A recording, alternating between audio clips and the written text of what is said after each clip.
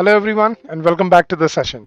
तो गाइज इस सेशन में फिर से हम आपके लिए यूपीएससी सीसेट के कुछ कॉम्प्रिहेंशन पैसेजेस लेके आए हैं जिससे आप प्रैक्टिस कर पाओगे और अपनी प्रिपरेशन को और डेवलप कर पाओगे in the near future. So this is part 6 of your CSAT comprehension practice passages. तो शुरू करते हैं guys, but before we go any further, don't forget to like the session because it takes a lot of effort to put to basically to put all this forward to you and to bring it forward to you and to basically to keep on continuing it for such a long time.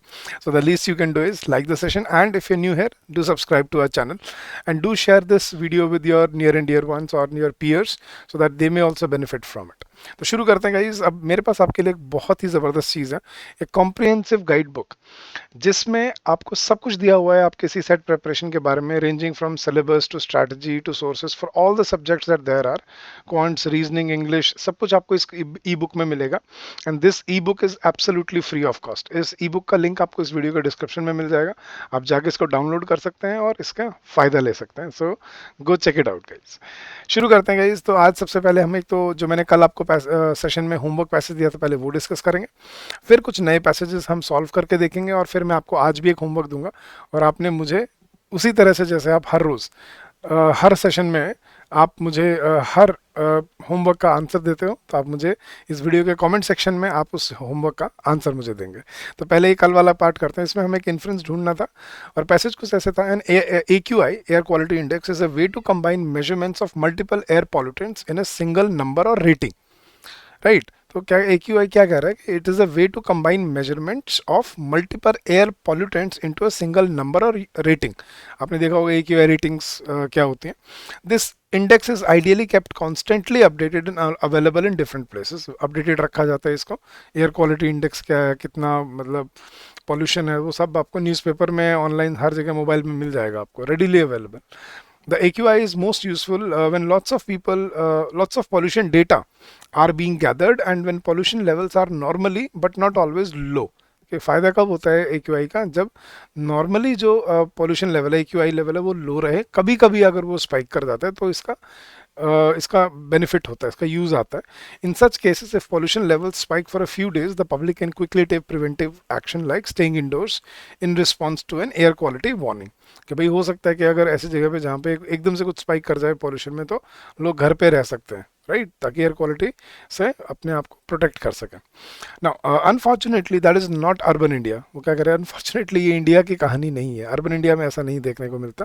Pollution levels in many large Indian cities are so high that they remain well above any health or regulatory standard for the large part of the year. कि ज़्यादातर ऐसे शहर हैं जहाँ पे आपको बहुत high pollution दिखता है, बहुत हाई AQI दिखता है। और अब ये एक सिचुएशन है कि आपको हमारे जो लार्ज सिटीज़ है उसमें पोल्यूशन के लेवल बहुत हाई ही रहते हैं। Now, if our index stays in the red or dangerous region day after day, there is not much one can do other than getting used to ignoring it. अब क्या करें भाई, अगर रोज़, अगर मान लो आपकी जो नॉर्मल एयर है वो 40 तक AQI मानते हैं उसको, राइट। अब 40 अगर आपका नॉर्मली अगर 400 रहता है, राइट, तो फिर वो 40 है या 35 है, वो चेक करने का पॉइंट, मतलब it would be pointless, right.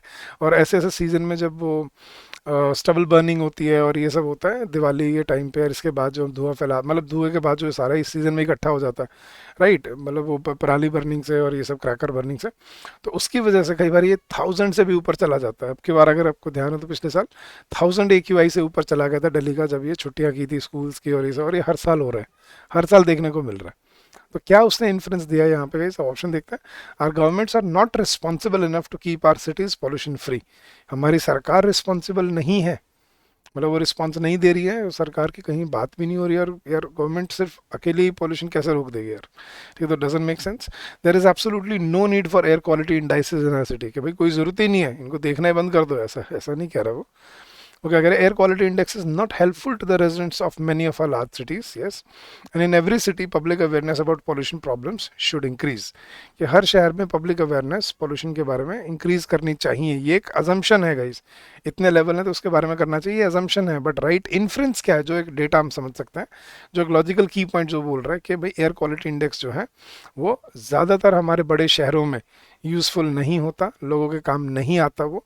तो AQI को जानने का पर्पस बीट हो जाता है। अब उसका होना क्या चाहिए आगे, वो एक अजम्पशन होगा, राइट, कंक्लूजन होगा। लेकिन जो इन्फ्रेंस दिया हुआ है वो है option number C, that is air quality index is not helpful to the residents of many of our large cities. ये था इसका होमवर्क, हमारा होमवर्क पैसेज का आंसर। चलो गाइस, तो आज कुछ नए पैसेज भी देखते हैं करके। अब इसमें हमें इन्फ्रेंस ढूंढना है, तो शुरू करते हैं guys. That is passage number 1 for today. In a study, scientists compared the microbiomes of poorly nourished and well nourished infants. तो क्या करें, एक स्टडी में, एक रिसर्च में साइंटिस्ट ने जो पुअरली नरिश्ड, जो मतलब कमज़ोर बच्चे होते हैं, और जो वेल नरिश्ड बच्चे होते हैं, उनके माइक्रोबायोम्स को, ठीक है, जो उनके पेट में बोलते हैं ना माइक्रोबायोम्स, उनको कंपेयर किया। Scientist compare the microbiomes of poorly nourished and well nourished infants and young children. Gut microbes were isolated from fecal samples of malnourished and the healthy children. मतलब fecal samples हैं, gut microbes को isolate किया गया. The microbiome was immature and less diverse in malnourished children compared to the better developed mature microbiome found in healthy children of the same age. वो क्या कह रहे हैं कि microbiome जो malnourished children में मिला वो क्या था, immature था और less diverse था, ठीक है, as compared to the mature microbiome in healthy children of the same age. According to some studies, the chemical composition of mother's milk has shown the presence of a modified sugar that is called cellulated oligosaccharides. तो क्या करें कि कुछ studies से पता चला है कि the chemical composition of mother's milk, कि जो माँ का दूध होता है, it has shown presence of modified sugar, एक modified sugar उसमें मिलती है, ठीक है, जिसका नाम है sialylated oligosaccharides. This is not utilized by the baby for its own nutrition, ये बेबी के न्यूट्रिशन के लिए यूज नहीं होता ये शुगर जो है, modified sugar. However the bacteria constituting the infant's microbiome thrive on this sugar, लेकिन जो बैक्टीरिया हैं जो इन्फेंट के माइक्रोबायोम में होते हैं उनके लिए बहुत लाभदायक होता है। तो मतलब कहने का चाह रहा है कि माँ के दूध में जो मॉडिफाइड शुगर मिलता है वो बच्चे के माइक्रोबायोम के लिए बहुत ज़रूरी होता है। So, but however, the bacteria constituting the infant's microbiome thrive on the sugar, which serves as their food. Right? Malnourished mothers have low levels of this sugar in their milk. Malnourished mothers में क्या होता है, ये जो ये sugar की जो है ना, मॉडिफाइड शुगर है, ओलिगोसैकेराइड्स, इनकी मात्रा कम होती है malnourished mothers में. Consequently, the microbiomes of their infants fail to mature. That in turn leads to malnourished babies. तो उसने इसका समझाया कि अगर माँ के दूध में अगर मॉडिफाइड शुगर जो है, सेल्यूलेटेड ओलिगोसैकेराइड्स, अगर ये सही मात्रा में नहीं होगी तो बच्चे भी सही तरह से अपने जो माइक्रोबायोम है उनको डेवलप नहीं कर पाएंगे, ग्रो नहीं कर पाएंगे, और कॉन्सिक्वेंटली क्या होगा, तो माइक्रोबायोम्स ऐसे बेबीज जो हैं जिनकी मदर का जो वो है, ठीक है, जो मदर का जो दूध है उसमें जो मॉडिफाइड सैकेराइड्स हैं, मॉडिफाइड शुगर है, ये अगर नहीं मिलती है तो फिर उनके पेट में माइक्रोबायोम्स मैच्योर नहीं हो पाते हैं, that in turn leads to malnourished babies, और उससे मालनरिश्ड बेबीज बनते हैं। अब क्या इन्फ्रेंस निकाला जा सकता है, if malnourished condition in children is caused by gut bacteria it can not be treated. वो क्या करे भाई, ये तो हो ही नहीं सकती, एक्सट्रीम ऑप्शन है, शुरू में एलिमिनेट कर दो। The guts of malnourished babies should be inoculated with mature microbiomes, कि भैया वो क्या कह रहे हैं कि जो मालनरिश्ड बेबीज हैं उनको इंजेक्शन लगा के मैच्योर माइक्रोबायोम्स डाल दो उनके पेट में। Is that the right solution?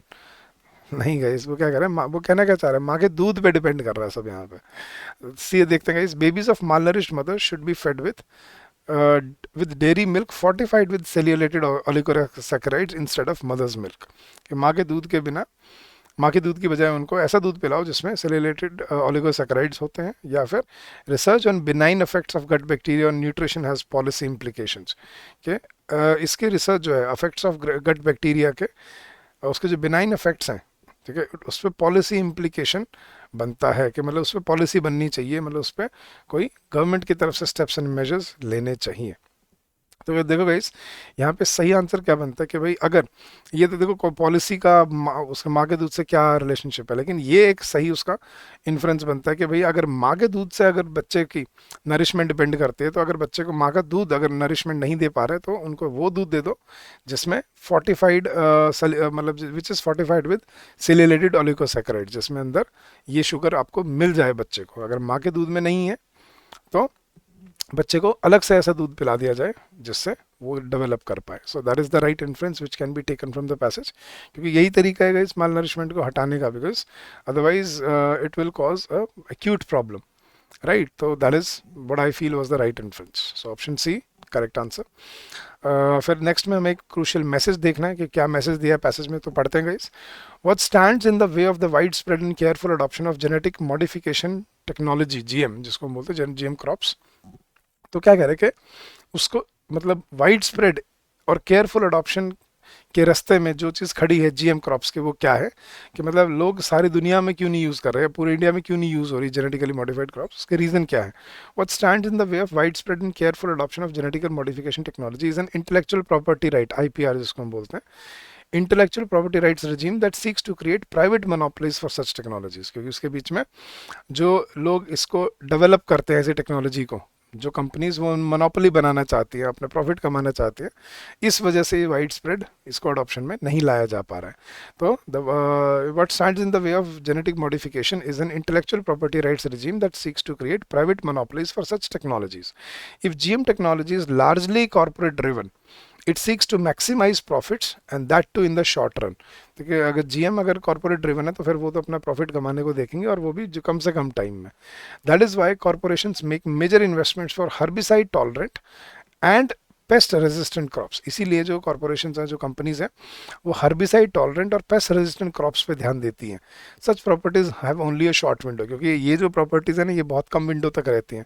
As soon enough as, क्योंकि क्या होता है, pest and weeds will evolve to overcome such resistance, के धीरे धीरे, ठीक है, पेस्ट और वीड जो है वो इस रेजिस्टेंस बना लेते हैं इन हर्बिसाइड, या ये जो हम जो पेस्ट जो हम यूज़ करते हैं, पेस्टिसाइड्स और हर्बिसाइड्स, इन पे इनके अगेंस्ट रेजिस्टेंस डेवलप कर लेते हैं कुछ ही टाइम में। This suits the corporation, corporation को सूट करता है, क्योंकि देखो मैंने आज कोई नई क्रॉप निकाली, कोई पेस्टिसाइड निकाली, मैंने बोला यार ये सबसे अच्छी है, ये आपका पेस्ट नहीं आने देगी, आपने शुरू कर दिया यूज़ करना, मेरे को प्रॉफिट मिल गया।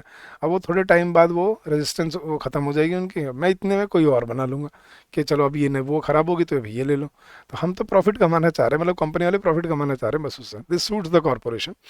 लेकिन the national farmers commission pointed out that priority must be given in genetic modification to the incorporation of genes that can help impact resistance to drought, salinity and other stresses। के जो national farmer commission है NFC, उसने बोला कि genetic modification herbicide और paste resistance के लिए नहीं होना चाहिए, उनका जीएम क्रॉप्स का इनकॉर्पोरेशन है, ऐसे जीन्स उनके अंदर डालने चाहिए क्रॉप्स में जो ड्रॉट, सैलिनिटी और अदर जो नेचुरल स्ट्रेसेस है उनसे फाइट कर पाए। ठीक है, ये हर्बिसाइड और पेस्टिसाइड रेजिस्टेंट क्रॉप्स ये सिर्फ कंपनी को फायदा देती हैं। तो क्या मैसेज दे रहा है, public research institution should take the lead in GM technology and prioritise the technology agenda, कि भाई सरकारी इंस्टीट्यूशंस को लीड लेना चाहिए इसमें। Okay, developing countries should raise the issue in World Trade Organization and ensure the abolition of intellectual property rights. के countries को, developing countries को ये इशू डब्ल्यूटीओ में ले जाना चाहिए और इंटेलेक्चुअल प्रॉपर्टी राइट्स को ख़त्म कर देना चाहिए। फिर इनोवेशन नहीं करेगा कोई, इसमें प्रॉब्लम ये है, राइट। तो वो काउंटर प्रोडक्टिव हो जाता है कि ऐसा नहीं करना चाहिए। तो next, private corporation should not be allowed to do agribusiness in India, particularly the seed business. कि प्राइवेट ऑर्गेनाइजेशंस को अलाउ ही नहीं करना चाहिए कि इंडिया में बिजनेस करें। ये तो फिर बिल्कुल आउटराइट एक्सट्रीम ऑप्शन बन जाता है कि उनको बिल्कुल ही बंद कर दो, बैन कर दो, ऐसा नहीं हो सकता। ठीक है, present Indian circumstances do not favour the cultivation of genetically modified crops. कि आज के सर्कमस्टांसेस में हम फेवर नहीं करते, ये तो कोई लॉजिक ही नहीं। तो I think the right answer is जो उसने बोला है कि पब्लिक रिसर्च इंस्टीट्यूशन, मतलब गवर्नमेंट को वो प्रमोट करना चाहिए, गवर्नमेंट इंस्टीट्यूशंस को प्रमोट करना चाहिए जीएम टेक्नोलॉजी को, और अपने टेक्नोलॉजी एजेंडा को प्रायोरिटाइज करना चाहिए कि वो सिर्फ प्रॉफिट के लिए नहीं, वो बेटर प्रोडक्ट्स और बेटर यील्ड के लिए काम करें, ताकि वो पेस्ट रेजिस्टेंट के बजाय वो ड्रॉट रेजिस्टेंट, सैलिनिटी रेजिस्टेंट और अदर स्ट्रेस रेजिस्टेंट बने वो crops. So that is the right message which is conveyed by the passage. So option A for me is the right answer.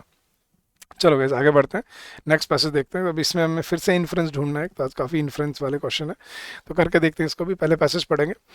India's economic footprint, given its population, still remains small compared to the US, the European Union और China। कि India का जो economic footprint है, मतलब हमारी जो economic growth है, वो अभी उतनी नहीं ग्रो की है जितना यूएस, यूरोप या चाइना ग्रो कर चुका है। It has much to learn from other economies, कि अभी दूसरी इकोनॉमी से बहुत सीखना हमें बाकी है।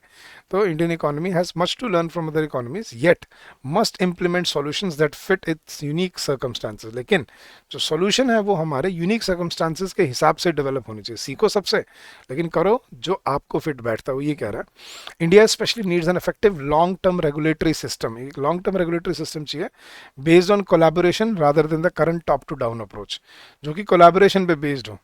मतलब पब्लिक प्राइवेट पार्टनरशिप मॉडल पे बेस्ड हो, ना कि जो करंट टॉप डाउन के ऊपर सरकार बोल रही है और फिर वही लोग कर रहे हैं, वो अप्रोच की बजाय कोलैबोरेशन बेसिस पे रेगुलेशन बनने चाहिए. Regulations seek desirable outcomes yet are repeatedly used as political tools to push one agenda और अनदर. रेगुलेशन ज़्यादातर उनका काम होता है मतलब डिजायरेबल आउटकम्स निकालना, लेकिन फिर भी ऐसे रेगुलेशंस को पॉलिटिकल टूल्स की तरह यूज़ किया जाता है अपने एक एजेंडा को पुश करने के लिए. Often regulations fail to consider impacts on jobs and economic growth, कि जो ऐसे रेगुलेशंस होते हैं वो जॉब और इकोनॉमिक ग्रोथ पे क्या इम्पैक्ट पड़ने वाला है वो नहीं देखती, और लेस रिस्ट्रिक्टिव ऑल्टरनेटिव्स या उन पे और ज़्यादा जो लेस रिस्ट्रिक्टिव ऑल्टरनेटिव्स हैं उन पे उनका ध्यान नहीं होता. Regulations may be used to protect local markets at the expense of more widely shared prosperity in the future. कि regulations को use किया जा सकता है कि लोकल, ताकि लोकल मार्केट्स को प्रोटेक्ट किया जा सके. किस एक्सपेंस पे? At the expense of more widely shared prosperity in the future. के ज़्यादा वाइडली स्प्रेड प्रॉस्पेरिटी को ध्यान में रखते हुए लोकल मार्केट्स को प्रोटेक्ट किया जा सकता है. Additionally regulations inevitably result in numerous unintended consequences, और वैसे भी रेगुलेशंस से बहुत ज़्यादा अनइंटेंडेड कॉन्सिक्वेंसेस निकल के आते हैं. In today's hyper competitive global economy, regulations need to be viewed as weapons that seek cost justified social and environmental benefits. तो आज की तारीख में regulations को क्या समझना चाहिए? They should be viewed as weapons. कैसे weapons? That seek cost justified social and environmental benefits while improving the economic well-being of most of its citizens. के cost justified social हो, social और economic benefits हो, social और environmental benefits हो, ठीक है, और उससे लोगों को भी इकोनॉमिक वेलबींग मिले. तो ये है सही तरह का रेगुलेटरी फ्रेमवर्क जो वो चाहता है. क्या इन्फ्लुएंस निकाला जा सकता है guys? A better regulatory system will help India achieve the size of economy appropriate to its population. Okay, एक बेटर रेगुलेटरी सिस्टम होना चाहिए. ठीक है, आगे बढ़ते हैं. In a competitive global economy India must use regulation strategically. कि competitive global economy India को रेगुलेशन स्ट्रेटेजिकली यूज करनी चाहिए. Third, regulations in India do not favour its integration with today's hyper competitive global economy. कि regulations जो है India में वो इसके इंटीग्रेशन को कॉम्पिटिटिव ग्लोबल इकोनॉमी से इंटीग्रेट करने में कोई फेवर नहीं करते. वो यहाँ पे वो लॉजिक ही नहीं है उसका. वो तो कह रहे हैं इंडिया को अपने खुद के यूनिक वो सॉल्यूशन ढूंढने पड़ेंगे. Next, job creation and economic growth should be dominant considerations in developing India's regulatory system. कि जॉब क्रिएशन और इकोनॉमिक ग्रोथ, ये उसने कहीं पे बोला भी था कि regulations fail to consider impacts of job and economic growth, so they should be dominant considerations in developing India's regulatory system. नहीं, उसने बोला है यहाँ पे कॉस्ट जस्टिफाइड सोशल और एनवायरमेंटल बेनिफिट्स हो और इकोनॉमिक वेलबींग सभी का हो. सिर्फ एक इकोनॉमिक ग्रोथ और जॉब क्रिएशन सेंटर नहीं होना चाहिए. तो I think we can eliminate that. A और बी बचता है अपने पास. कि a better regulatory system will help India achieve the size of economy appropriate to its population. एक अच्छा regulatory system होना चाहिए. या इन a competitive global economy India must use regulation strategically. Okay, strategy बना के कंपेटिटिव ग्लोबल इकोनॉमी में हमें आगे बढ़ना चाहिए. आई थिंक वो जो कहना चाह रहा है वो यहाँ पे ये है कि ऐसी इकोनॉमी है इंडिया की कि उसको जैसे पॉपुलेशन है उसमें एक बेटर रेगुलेटरी सिस्टम जो आएगा वो हम एक इगैलिटेरियन सोसाइटी, इंक्लूसिव ग्रोथ और एक सोशल और इन्वायरमेंटल कॉस्ट जस्टिफाइड बेनिफिट्स जो है वो हमें देखने को मिलेंगे. तो that is I think a better regulatory system will help India. जो कहना चाह रहा है that is the right influence. वो कंपेटिटिव ग्लोबल इकोनॉमी में घुसने की बात मतलब यूँ नहीं कह रहा कि भैया कॉम्पिटिशन में लग जाओ तुम, ठीक है, तो स्ट्रेटेजिकली अपनी रेगुलेशन यूज़ करो, उनको उन्होंने जो किया है वही तुम भी करो. नहीं, वो क्या कह रहे हैं हमें अपनी यूनिक सर्कमस्टांसेस, क्योंकि हमारी पॉपुलेशन ज़्यादा है और ग्रोथ अभी उतनी नहीं है, तो हमें उस हिसाब से अपनी स्ट्रेटजीज बनानी चाहिए. तो I think option A was the right influence. चलो गाइस, तो ये थे आपके आज के प्रैक्टिस पैसेजेस. अब मैं आपको देता हूँ आपका होमवर्क पैसेज. अब मैं आपके लिए पैसेज पढ़ूंगा आपके लिए, लेकिन इसका आंसर आपने मुझे इस वीडियो के कमेंट सेक्शन में देना है. तो you can watch it again और you can pause the video and then और you can get the PDF. अगर आपको पीडीएफ चाहिए तो आपको पीडीएफ भी मिल जाएगा हमारे टेलीग्राम चैनल पे. हमारे टेलीग्राम चैनल का लिंक आपको इस वीडियो के डिस्क्रिप्शन में ही गिवन है, तो आप जाके वो टेलीग्राम चैनल ज्वाइन कर सकते हैं और ये पीडीएफ सारे आपको वहाँ पे फ्री ऑफ कॉस्ट मिल जाएंगे, तो वहाँ से भी इसको पढ़ सकते हो. तो पैसेज कुछ ऐसे, इन अ स्टडी साइंटिस्ट. अच्छा, अरे यार ये तो हमने कर ही लिया ना. चलो तो यार, चलो इस वीकेंड पे होली है तो इस वीकेंड में आपको कोई होमवर्क नहीं दे रहा हूँ, ठीक है, बट फिर भी just to stay in practice, तो अपना मेहनत लगा के रखना. इस वीक कोई होमवर्क नहीं है, अब होमवर्क नेक्स्ट वीक दूंगा मैं आपको. ये रिपीट हो गया शायद गलती से, सेम क्वेश्चन आ गया. हाँ, जो अभी आज ही किया था मैं, तो सॉरी फॉर दैट। तो no homework for today guys, enjoy your Holi, ठीक है, spend time with your loved and near and dear ones, and I am sure this Holi will bring colours to your life and you will come out with flying colours. अगर आपको अभी शुरू करना है अपनी सी set की प्रिपरेशन, तो आप हमें भी हमारे कॉम्प्रिहेंसिव कोर्स में ज्वाइन कर सकते हैं, जिसमें हम सिर्फ 100 आवर्स में आपको, मतलब 100 आवर्स मीन्स अगर आप रोज़ के 2 घंटे भी देते हो तो within next 1.5 months you will be ready for CSAT. सिर्फ 2 घंटे दिन के, 1.5 2 घंटा, दैट इज़ इट। आप सारा सिलेबस कवर कर लोगे, सब कुछ कवर हो जाएगा इस 100 आवर्स में। इसमें कोर्स में हम आपको क्या प्रोवाइड कर रहे हैं, डे 1 पे सारी कॉन्सेप्ट क्लासेस रिकॉर्डेड फॉर्म में आपको मिल जाती हैं, साथ में उसके डाउनलोडेबल पीडीएफ्स हैं, और हर चैप्टर में आपको प्रैक्टिस क्वेश्चंस मिलते हैं। फिर अलग से एक टेस्ट सीरीज है जिसमें आपको सेक्शनल टेस्ट मिलेंगे, और उसके साथ साथ फुल लेंथ टेस्ट भी आपको मिलते हैं।